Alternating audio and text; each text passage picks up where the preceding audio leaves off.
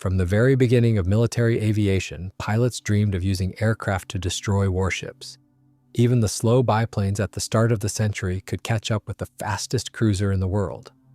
Back in 1912, American Admiral Fiske patented a method of attacking ships with torpedoes from the air. And just 2 years later, specially designed torpedo aircraft went into battle for the first time during the First World War. By the early 1930s, in U.S. naval aviation, torpedo bombers had become the main weapon of aircraft carriers. These were usually biplanes with open cockpits and a crew of 3, a pilot, a navigator bombardier, and a gunner. In addition to pure torpedo bombers, American carriers also hosted special 2-seat naval bombers. In the summer of 1934, the Naval Aviation Command proposed the development of a universal carrier-based combat aircraft, a torpedo bomber. 3 companies took part in the competition. The most conservative design was a biplane by the Great Lakes Company. The Hall firm's aircraft looked completely different. Their version was a large twin-engine monoplane with a crew of 4. However, the military chose the single-engine torpedo bomber by Douglas and ordered only that company to build a prototype. This aircraft became a very advanced design for its time. For the first time in the world, a carrier-based torpedo bomber was being built as a monoplane with a closed cockpit. The structure was entirely metal with a semi-monocoque fuselage. The control surfaces were fabric-covered while the aluminum wing skin was corrugated. This was the only relic of the 1920s. The 3-man crew, a pilot, a navigator bombardier, and a radio gunner, sat one behind the other in a common cockpit, enclosed by a long canopy with sliding sections.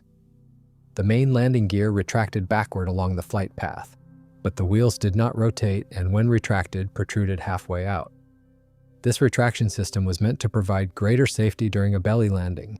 To improve aerodynamics, it was initially planned to retract the tail wheel into the fuselage, but this was abandoned first on the prototype and later on all subsequent aircraft.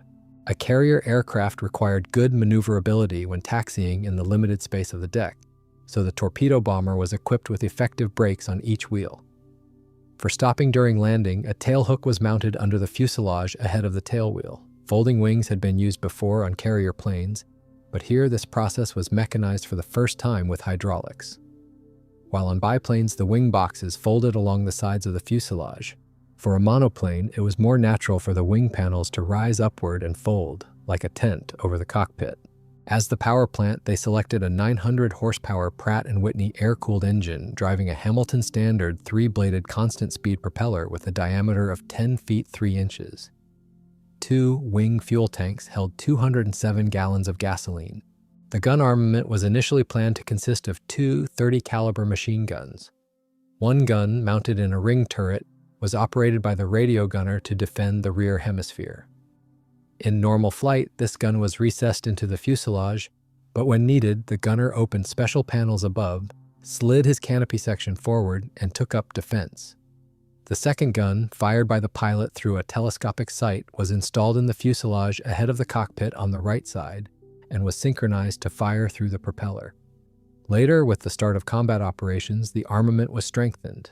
Some aircraft were fitted with twin rear guns, and others had 2 half-inch heavy machine guns in the nose.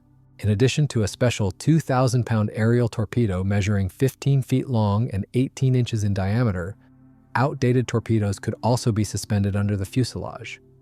On either side of the torpedo racks were 2 bomb racks for carrying pairs of 500-pound bombs. Naturally, with such a load configuration, the torpedo could no longer be carried. For 12 small 100-pound bombs, underwing racks were provided. When flying with the torpedo, the pilot used his telescopic sight, while during a bombing attack, the navigator took control. He opened the panels of the automatic bomb sight located under the engine and pressed the release button. The military placed high hopes on this sight as it was the first time such a sophisticated device had been installed on a combat aircraft. In general, the word first can be applied to the Douglas torpedo bomber many times. It became the first U.S. Navy aircraft of all-metal construction, and the first specifically designed to carry a dedicated aerial torpedo. With a wingspan of 50 feet and a takeoff weight exceeding 10,000 pounds, it was also considered one of the largest carrier-based aircraft built up to that time. It is no wonder that the U.S. Navy Command eagerly awaited the results of its tests. In the spring of 1935, the first prototype rolled out of the Santa Monica factory, and on April 15th, it took to the air for the first time from Clover Field. Military trials were conducted at various naval bases. In Anacostia, naval aviators performed evaluation flights, while night tests and torpedo drops were carried out at the Dahlgren Naval Base. In December, carrier trials began aboard the Lexington. Over 5 days, 3 naval pilots made 13 deck landings using the arresting hook. The maximum speed without external loads was 200 miles per hour. With a torpedo, however, the speed dropped almost in half to 124 to 130 miles per hour, while with bombs it was only slightly higher. The range with a torpedo and bombs reached 435 miles and 700 miles respectively, and the service ceiling was 19,700 feet. These figures cannot be called outstanding, but for 1935 they were quite acceptable and significantly exceeded the performance of the biplane torpedo bomber it was designed to replace. At the end of 1935, the first prototype returned to the Santa Monica factory, where, at the military's request, a number of modifications were carried out. The canopy was redesigned with greater glazing for improved visibility. The oil cooler air intake was moved from under the engine to under the right wing, and the carburetor intake was installed immediately behind the engine on the right side. A new tail unit with a smaller fin area was also developed. In January 1938, the leadership of the U.S. Navy officially accepted the new torpedo bomber into service, and in February signed a contract for the delivery of 114 aircraft. The letter X, which had designated the experimental machine, was no longer needed, and for the serial production models, the designation TBD-1 was retained. And in October 1941, it was given its own name, Devastator, meaning destroyer. Here, the Douglas aircraft was the first, since before it, torpedo bombers of the fleet did not have names, being limited only to alphanumeric designations. The production aircraft were fitted with 900 horsepower engines with an improved air duct system. With the installation of the necessary equipment, the empty weight of the aircraft compared to the prototype increased from 5,040 pounds to 5,600 pounds, while the maximum takeoff weight was 10,190 pounds. The first production Devastator took to the air on June 25, 1937, and in less than 2 months performed 65 test flights. The first 2 production machines were retained at the company for various trials, so deliveries to the fleet began with aircraft number 3. This significant event took place on October 5, 1937, on the deck of the carrier Saratoga, and by the end of the year, the squadron had received all 18 torpedo bombers according to its table of organization. With the beginning of service, shortcomings of the new aircraft began to appear. The most serious was severe corrosion of the wing skin caused by sea salt, which required constant replacement of damaged panels.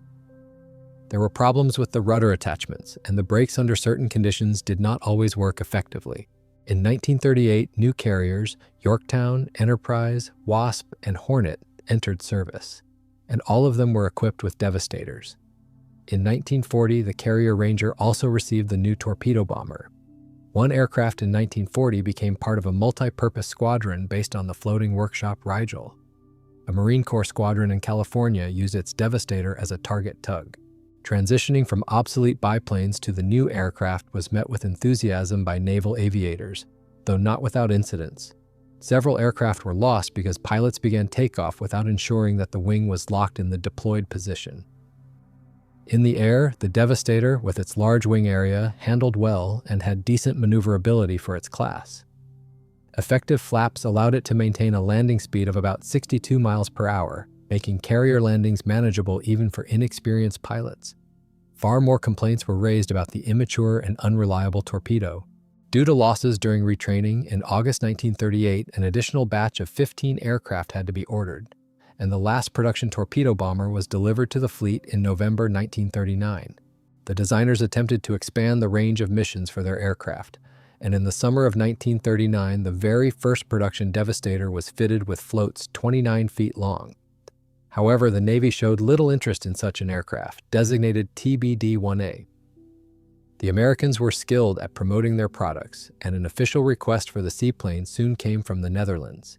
Its Air Force needed a naval patrol bomber. The Dutch requested several modifications to the seaplane design. The main requirement was replacing the engine with a more powerful one to standardize the aircraft with the American Buffalo fighter, which was already entering service. The designers prepared the necessary documentation, and negotiations for series production were underway. However, in May 1940, German forces occupied the Netherlands, and all work had to be stopped. The only float-equipped Devastator remaining at the company was transferred to the experimental unit in Rhode Island for various tests. It flew until May 1943 and took part in torpedo development work. Over 3 pre-war years, the Devastator became the main carrier-based torpedo bomber of the U.S. Navy. Intensive training flights continued, and several times the aircraft participated in large-scale fleet maneuvers. During one such exercise, torpedo bombers from the carrier Saratoga practiced an air attack on the main base of the Pacific Fleet at Pearl Harbor. The training strike, executed with elements of surprise, was very successful, but the Americans drew no proper conclusions. In December 1941, Japanese carriers chose exactly the same tactic, catching the battleships in Hawaii off guard. By December 7, 1941, Devastators were based on 7 carriers: Lexington, 12 aircraft; Saratoga, 12 aircraft; Yorktown, 14 aircraft; Enterprise, 18 aircraft; Hornet, 8 aircraft; Wasp, 2 aircraft; and Ranger, 3 aircraft. Some torpedo bombers were used by the Fleet Command as training aircraft at the Pensacola base in Florida. Before the start of the war with Japan, another innovation was introduced to the aircraft, equipping it with inflatable underwing floats. Thus, when a damaged Devastator was forced to land on water, the pilot had a chance to await rescue together with the aircraft. However, some skeptics in the command reacted negatively to this solution, believing that the enemy would have a much greater chance of capturing the secret bomb site. When on December 7, 1941, Admiral Nagumo's task force approached the Hawaiian Islands, the carriers were absent from Pearl Harbor, which is why the main strike force of the U.S. Pacific Fleet survived. The Devastators first flew a combat mission on January 10, 1942, when Lexington was patrolling in the Hawaiian area. On that day, a pair of Buffalo fighters from the carrier spotted a Japanese submarine on the surface 100 miles west of Johnston Atoll. The fighter pilots had orders to maintain radio silence so as not to reveal the carrier group, so they reported their find only after landing. Nearly 2 hours passed between the sighting and the time when the pair of fighters and 4 Devastators with 325-pound depth charges took off. The Buffaloes again navigated precisely to the target area, and the Americans were lucky. The submarine was still moving on the surface. The first pair of torpedo bombers attacked, dropping their depth charges from 2,000 feet. But the navigators' modern sights did not help, and all the bombs fell far from the target, causing no damage. The second pair of Devastators proved more accurate, and water columns from the explosions rose 50 feet astern of the submarine. The fighters also tried to strafe the target with their machine guns, but the submarine immediately submerged, leaving an oil slick on the surface. This gave the Americans grounds to claim the submarine had been seriously damaged, though the Japanese fleet reported no losses that day. In February 1942, the American carriers Enterprise and Yorktown were tasked with carrying out a patrol raid in the area of the Marshall and Gilbert Islands. The first to distinguish themselves were the Devastator torpedo bombers from Enterprise. They sank an armed Japanese trawler near Kwajalein Atoll and damaged 7 more ships. Their colleagues from another unit were less fortunate. They lost 4 aircraft while attacking Japanese ships near Jaluit Island. 2 aircraft were shot down in air combat, while another pair of Devastators was forced to land on the water due to fuel shortages. Their crews were captured. In March 1942, the carriers Lexington and Yorktown carried out a successful operation against enemy bases at Lae and Salamaua in New Guinea. Here, the Japanese fleet lost 3 ships, including a light cruiser. But the participation of the Devastator torpedo bombers in this battle looked rather modest. Their share amounted to only 1 hit on a small 600-ton transport. The reason for this lay not only in navigator errors, but also in defects of the torpedo, whose detonator often failed to trigger upon hitting the target. Still, the torpedo bombers suffered no losses near New Guinea, and the Navy Command continued to naively believe that aircraft could attack ships without fighter cover. The next stage in the combat career of the Devastators was the Coral Sea. Here, in early 1942, American and Japanese carriers clashed in battle for the first time. The main goal of the Japanese fleet was to seize Port Moresby and to intercept the Japanese forces Admiral Nimitz sent Lexington and Yorktown. The naval battle lasted 5 days, with each side losing a carrier. The Americans lost Lexington, while the Japanese lost Shoho. The Devastator losses in the air were small, just 3 aircraft, but all the machines that had survived the aerial combat from Lexington went to the bottom along with it. After the battle, pilots once again harshly criticized the flawed torpedo. After release and water entry, the torpedo gained speed far too slowly, allowing Japanese ships time to maneuver and avoid hits. The turning point in the Pacific War was the Battle of Midway, which Americans associate with the word victory. But for the pilots of the slow Devastator torpedo bombers, the word Midway sounded like a funeral march. Over 3 days, from June 3rd to June 6th, squadrons from the carriers Yorktown, Enterprise, and Hornet lost 41 aircraft, and by the end of the battle, only 5 torpedo bombers remained. The Devastators became easy prey for Japanese Zero fighters, which, to the joyous shouts of their sailors, mercilessly shot down the torpedo-laden machines.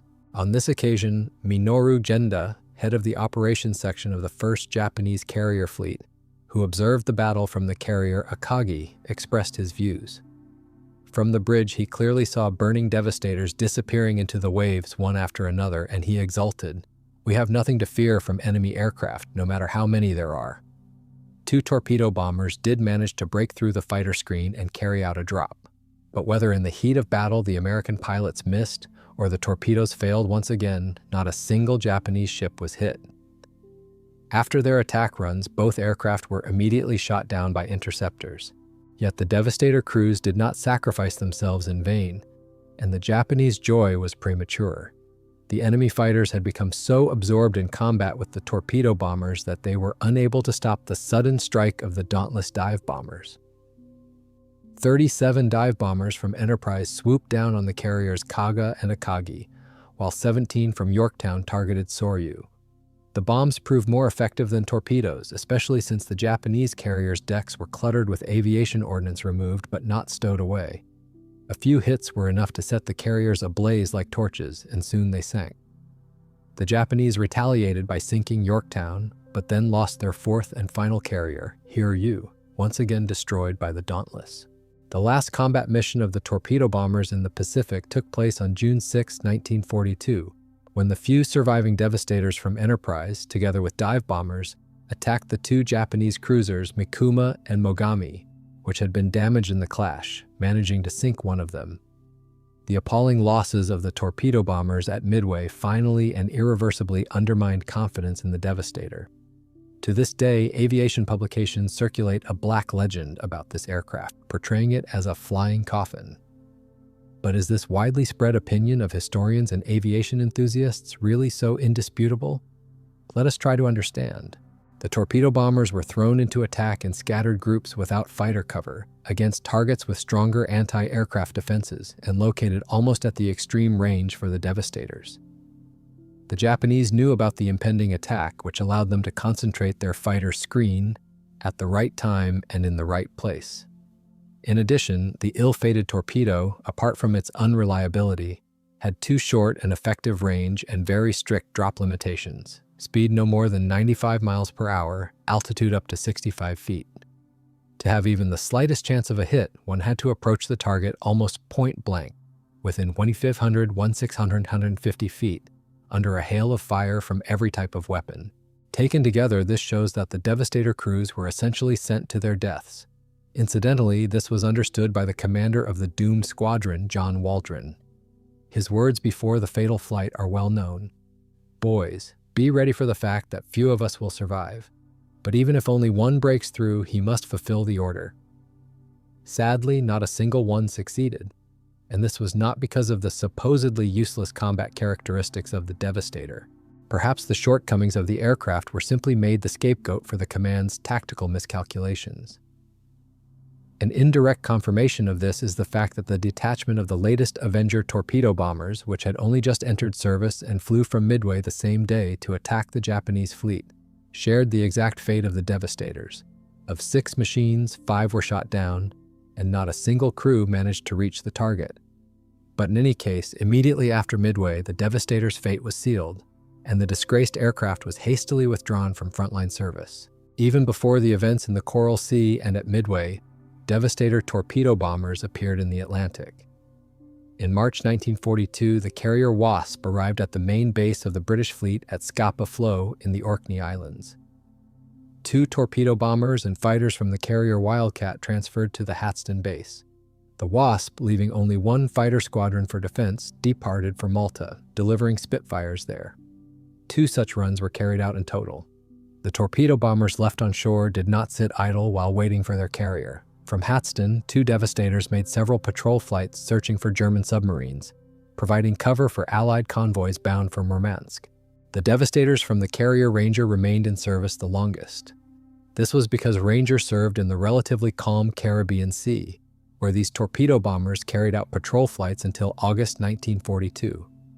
Aircraft written off from combat service were then used as trainers until the end of 1944. After their flying careers ended, the old Devastators spent their remaining years as training aides at aviation technical schools.